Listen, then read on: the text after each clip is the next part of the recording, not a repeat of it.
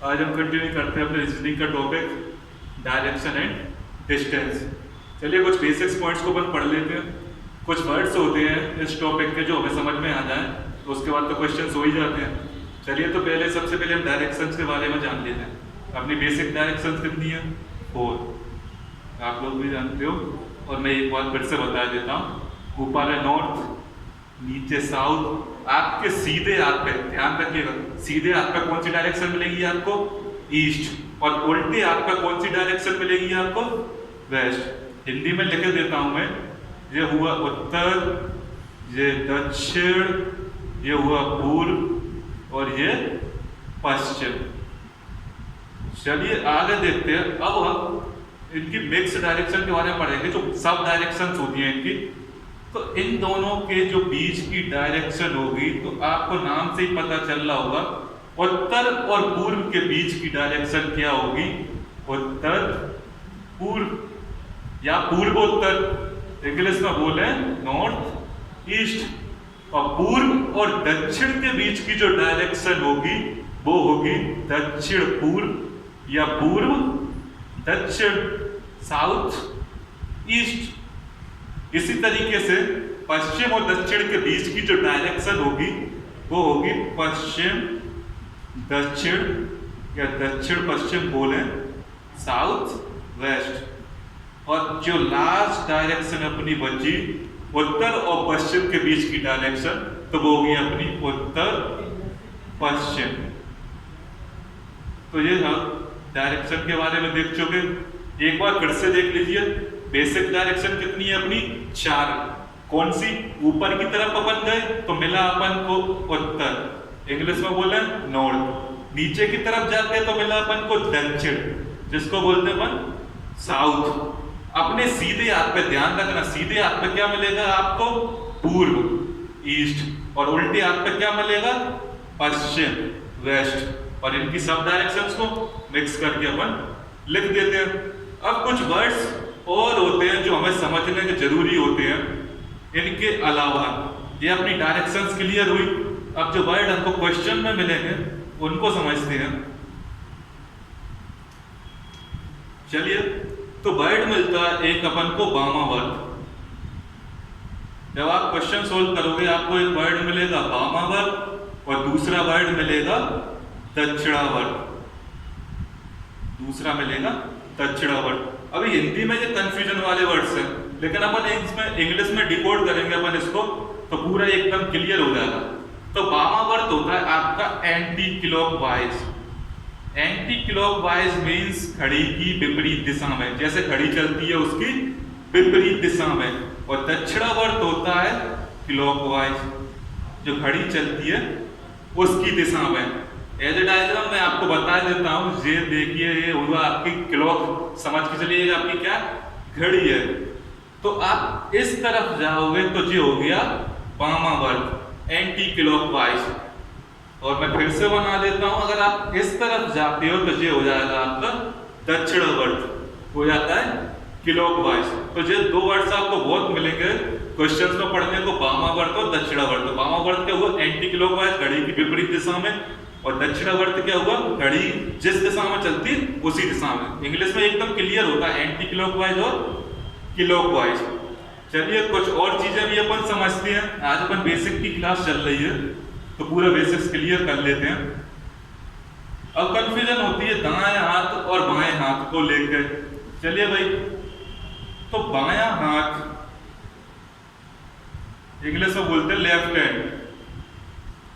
तो ये होता है आपका उल्टा हाथ, भाई ये वाला। क्लियर कर देता हूं मैं, ये वाला, ठीक है? कभी कंफ्यूज मत होइएगा, ठीक है? चलिए, दूसरा आपका होता है दायां हाथ, होता है राइट हैंड। कभी कंफ्यूज मत होना बाएं दाएं में।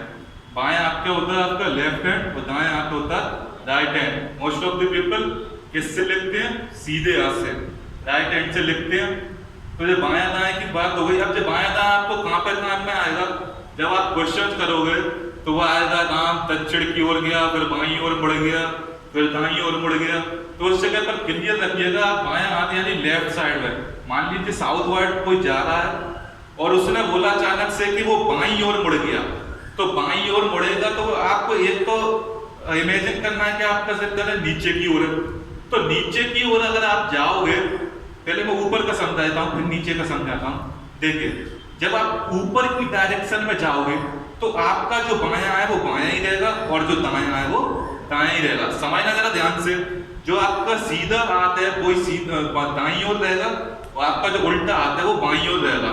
लेकिन आप नीचे की ओर जाओगे तो इसका उल्टा हो जाता है, आपका सीधा हाथ हो जाता है बाईं तरफ और उल्टा हाथ हो जाता है दाईं तरफ, बिल्कुल अपोजिट हो जाता है। तो इसी जगह पे सबसे ज्यादा कंफ्यूजन होती है। तो आप ध्यान रखिएगा, जब उत्तर की ओर जाओगे तो आपका सीधा सीधा है और उल्टा उल्टा है, लेकिन दक्षिण की तरफ जाओगे तो चेंज हो गया, उल्टा सीधा हो जाएगा और सीधा वाला हाथ उल्टा हो जाएगा। अब आप राइट साइड जाते हो तो इस तरीके की कंडीशन को तो आप इमेजिन भी कर सकते हो कि आप राइट ही खड़े हो तो आपका लेफ्ट साइड किस तरफ होगा और राइट साइड किस तरफ होगा। आप वेस्ट की ओर जाते हो तब भी आपका बिल्कुल एकदम क्लियर होगा कि आप कहाँ ऊपर की ओर जाना है, नीचे की ओर जाना है, बाएं दायां तब करना। दिक्कत कब आती है, ऊपर की तरफ जाते हैं क्लियर होता है, लेफ्ट राइट जाते हैं तब भी क्लियर होता है, लेकिन नीचे की तरफ जाते हैं अक्सर मिस्टेक कर देते हैं कि बायां किस तरफ होगा और दायां किस तरफ होगा। आई होप अब ये मिस्टेक नहीं होनी चाहिए। चलिए आगे देखते हैं अपन, थोड़ा सा बेसिक्स की क्लास है अपनी, तो कंप्लीट बेसिक करते हैं अपन। अब मैं बात करता हूँ एंगल की। एज यू नो, अपना सोलर पैनल, अपना यूनिवर्स, अपनी पृथ्वी सब कैसी है 360 डिग्री एंगल पे। कैसी है भाई 360 डिग्री एंगल पे। तो अपन एक 360 डिग्री स्फीयर की कल्पना कर लेते हैं। तो ये हुआ भाई 360 डिग्री स्फीयर।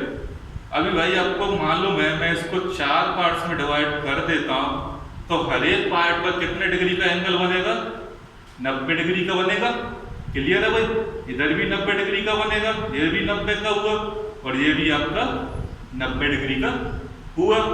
अब मैं बात करता हूं इस तरीके के जो क्वेश्चंस आते हैं वो क्वेश्चन हम कैसे सॉल्व करते हैं वो देखिएगा। अब मैं बात करूं, ये हुआ आपका, मैंने इस स्फीयर को थोड़ा सा मिटा दिया और सिर्फ ग्राफ को ले रहा हूं मैं। तो ये हुआ आपका 90 डिग्री और आप बीच में से ले लोगे तो ये क्या हो जाएगा 45 डिग्री ऊपर 45 डिग्री नीचे। तो मान लीजिए कोई बंदा उत्तर की ओर ऊपर जा रहा है और उससे बोला कि वो 45 डिग्री दाईं ओर मुड़ता है, यानी राइट साइड मुड़ता है, तो 45 डिग्री कहां पे मुड़ जाएगा, इस तरफ मुड़ जाएगा। 45 डिग्री कहां मुड़ जाएगा, इस तरफ। और 90 डिग्री की बात करें तो पूरी की पूरी एक साइड नीचे आ जाएगा, वो जहां पे आ जाएगा, क्योंकि जो पूरा कितने का होता है 90 डिग्री का। तो क्लियर होना चाहिए, एक बार फिर से बता देता हूं मैं। ये देखिए, मान लीजिए कोई व्यक्ति है उत्तर दिशा की ओर जा रहा है और बोला कि वो 45 डिग्री दाईं ओर घूमता है। अपन को पता है ऊपर की ओर जाता है तो अपना दायां दायां होता है और बायां बायां होता है। तो 45 डिग्री क्या होता है, बिल्कुल बीच वाला पॉइंट। ध्यान रखना, दो दिशाओं के बीच वाला पॉइंट। तो वो कहां पे पहुंच जाएगा, इस दिशा में। ठीक है, बाईं ओर बोलता तो इस तरफ चला जाता। अगर 90 डिग्री बोल रहा है, वो पूरा का पूरा 90 डिग्री घूमने की बात कर रहा है, तो 90 डिग्री पे वो कहां मुड़ जाएगा, एक डायरेक्शन से दूसरी डायरेक्शन में पहुंच जाएगा। अगर वो इधर जा रहा है तो कहां पहुंच जाएगा, इस तरफ पहुंच जाएगा। अब बात करते हैं 45 डिग्री हो गया अपना, 90 डिग्री हो गया। अब आता है आपका, चलिए सबसे पहले देखा अपन ने 45, दूसरा देखा 90 और तीसरा देखा अपन ने आता 135 डिग्री। और 135 को मैं ऐसे भी लिख देता हूं 90 प्लस 45। तो आपको पूरा का पूरा क्लियर हो ही गया होगा कि अगर किसी व्यक्ति को डायरेक्शन के अकॉर्डिंग 135 डिग्री घुमाने की बात की गई तो बस गौर इतना करना कि वो बाईं ओर घूम रहा है या दाईं ओर घूम रहा है। अगर दाईं ओर घूम रहा है तो देखिए 90 में तो ये एक डायरेक्शन पूरी कंप्लीट हो गई और 45 में अगली आधी और कंप्लीट हो जाएगी। इस तरीके से 135 डिग्री एंगल पे अपन किसी व्यक्ति को मोड़ते हैं। बस बशर्ते आप ध्यान किस बात का रखोगे कि वो बाईं ओर मुड़ रहा है कि दाईं ओर मुड़ रहा है। ठीक है भाई, चलिए आप चौथे एंगल की बात करते हैं, वो होता है 180 डिग्री का एंगल। सबसे आसान एंगल जो होता है मोड़ने के लिए 180 डिग्री एंगल होता है। 180 डिग्री एंगल की खास बात क्या होती है कि आप जिस दिशा में जा रहे हैं, मान लीजिए आप उत्तर दिशा में जा रहे हो, आप किस दिशा में जा रहे हो, उत्तर दिशा में जा रहे हैं ऊपर की ओर, और आपने बोला 180 डिग्री। अब आपको ये ध्यान नहीं रखना बायां मुड़ना है दायां मुड़ना है, कहीं भी मुड़ो 180 डिग्री बोलती है जस्ट अपोजिट हो जाता, बिल्कुल अपोजिट हो जाएगा। ठीक है, बिल्कुल भी आपको ध्यान नहीं रखना कि बाएं मोड़े कि दाएं मोड़े। 180 की बात हो गई, बिना सोचे समझे आप उसको उल्टा कर दीजिए, उत्तर में तो दक्षिण में कर दीजिए, दक्षिण में तो उत्तर में, पूर्व में तो पश्चिम, पश्चिम में तो पूर्व में कर दीजिए। तीसरे एंगल 4 एंगल अपन ने देख लिया, 5वें एंगल की बात मैं कर लेता हूँ, वो होता है 270 डिग्री। तो आपको पता है 270 को मैं कैसे लिखूंगा, 9 इंटू 3, यानी 90 करके 3 बार घुमा दिया तो कितने एंगल पे घूम गया, 270 डिग्री पे वो घूम गया। तो इससे क्लियर हुआ कि मान लीजिए कोई बंदा उत्तर की ओर जा रहा है तो वो 90 करके 3 बार घूमेगा, एक बार 90 गया तो जहां पे पहुंच गया, दूसरी बार 90 गया तो जहां पे पहुंच गया, और तीसरी बार 90 करेगा तो कहां पहुंच जाएगा, इस दिशा में। तो ये होता है 270 डिग्री। ये हमने एंगल्स के बारे में देख लिया। एक बार फिर से मैं बता देता हूं, 45 डिग्री को अपन ने क्लियर किया, मिड पॉइंट पे पहुंच जाएगा। अपन को दिशा का ध्यान किस किस में रखना है, कौन सा बाईं ओर मुड़ना, कौन सा दाईं ओर मुड़ना। वो एंगल है 45 डिग्री, 90 डिग्री, 135, 270। सिर्फ 180 एक ऐसा एंगल है जिसमें अपन को ध्यान नहीं रखना है कि बाईं ओर मुड़ना है कि दाईं ओर मुड़ना। बिना सोचे समझे आप जस्ट अपोजिट कर देना, उत्तर है तो दक्षिण कर देना, दक्षिण है तो उत्तर कर देना, जो भी है वो आप अपोजिट कर दोगे। चलिए ये इसका बेसिक्स है, और अपन थोड़ा सा और देख लेते हैं कि क्या क्या कंडीशंस बनती हैं। वैसे तो दिशा और दूरी एक ऐसा टॉपिक है जिसमें आपकी अगर इसकी वोकैबुलरी क्लियर हो गई कि बायां मुड़ना है, बामावर्त, दक्षिणावर्त, काफी दिक्कत देते हैं काफी, और अगर जो क्लियर हो जाती है तो क्वेश्चन तो हो ही जाते हैं। बस सवाल करते समय एक कंडीशन और बनती है, वो कंडीशन क्या होती है वो बता देता हूं मैं आपको कि कभी कभी क्या होता है। चलिए कोई बंदा है वो 5 किलोमीटर पूर्व में गया, ठीक है भाई, 5 है 4 लिख लेते हैं, फिर ट्रिपलेट बनाते हैं तो आसान हो जाएगा। 4 किलोमीटर पूर्व में गया, उसके बाद मान लीजिए 3 किलोमीटर वो बाईं ओर मुड़ के चला, यानी उत्तर दिशा में पहुंच गया। अब पूछ लिया उससे कि प्रारंभिक स्थान से दूरी बताइए। अब प्रारंभिक स्थान ये है, आप ऐसे तो जाओगे नहीं, दूरी हमेशा बताई जाती है मिनिमम दूरी, ठीक है। कौन सी दूरी बताई जाती है, मिनिमम, कम से कम कितना पहुंचेगा। तो 4 और 3 इसको अपन पाइथागोरस से सोल्व करेंगे तो ये हो गया अपना हाइपोटेनस, थर्ड बोलते हैं, ये लंब हो गया, लेंथ, और ये बेस हो गया। तो अपन ने पढ़ी थी पाइथागोरियन थ्योरम बचपन में, तो वो हो गया h² बराबर l² प्लस b², यानी l कितना अपना 3, 3 का स्क्वायर 9, b कितना है 4, 4 का स्क्वायर 16 बराबर कितना हुआ 25, यानी h² बराबर हो गया 25, तो h बराबर कितना हुआ 5, तो ये कितना आ गया यहाँ से 5। तो ट्रायंगल वाली कभी भी कंडीशन बनती है तो अपन ध्यान रखेंगे कि बचपन में अपन ने 5th क्लास से स्टार्ट हो जाती है पाइथागोरस थ्योरम, वो जिंदगी भर चलती है लगभग। तो वो पाइथागोरस थ्योरम को अपन को लगाना है जब भी ट्रायंगल वाली कंडीशन बने, वो इस तरीके की कंडीशन बनेगी, चाहे ऊपर की ओर बने, नीचे की ओर बने, दाईं ओर बने, बाईं ओर बने, कहीं भी बन सकती है। अब एक तरीके का सवाल और रह गया, वो मैं बताता हूं आपको।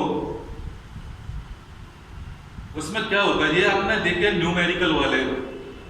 अब सवाल क्या होता है कि कोई भी व्यक्ति है, कहीं भी मोड़ दीजिए उसको, चलिए मान लीजिए पहले वो पूर्व दिशा में गया, वो बताते हैं कि 5 किलोमीटर पूर्व में गया, मान लीजिए 4 किलोमीटर नीचे की ओर गया, फिर उन्होंने बोला 3 किलोमीटर दक्षिण की पूर्व की तरफ गया, फिर उन्होंने बोल दिया कि वो 2 किलोमीटर उत्तर की ओर गया है, ठीक है। अब मान लीजिए उन्होंने पूछ लिया कि उस व्यक्ति की बताइए प्रारंभिक स्थान से दूरी, ठीक है। क्या बताइए भाई, प्रारंभिक स्थान से दूरी।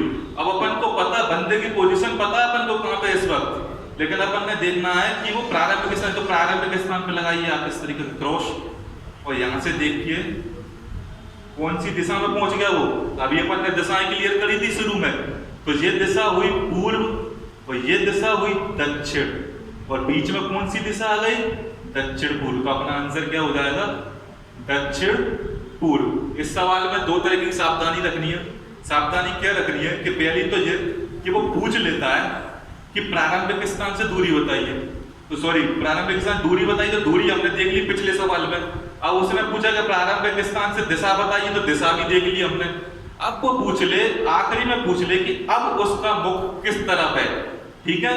इसी क्वेश्चन को अगर वो पूछ लेता कि अब उसका मुख किस तरफ है, तो अपन ने देखा आखिरी में वो कहां जा रहा था, ऊपर की ओर, तो उसका मुख किस तरफ है, उत्तर दिशा की ओर, ठीक है भाई। इस तरीके से हमने लगभग पूरे क्वेश्चंस इसके बेसिक्स कंप्लीट कर लिया, और कुछ रह गया हो तो आप कमेंट बॉक्स में कमेंट कीजिए बिल्कुल। और चैनल को सब्सक्राइब कीजिए। आप कोई भी दिक्कत आए कमेंट कीजिए, मैं रिप्लाई जरूर करूँगा।